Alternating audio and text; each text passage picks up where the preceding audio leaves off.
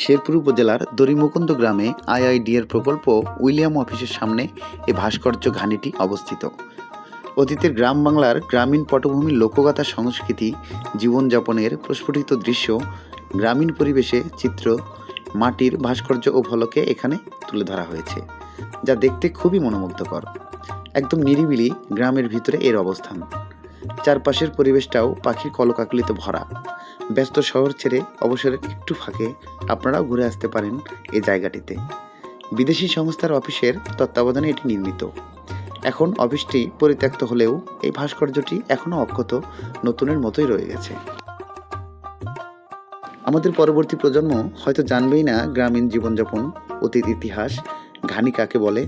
আমাদের ভুলে গেলে চলবে না, আমরা বাঙালি।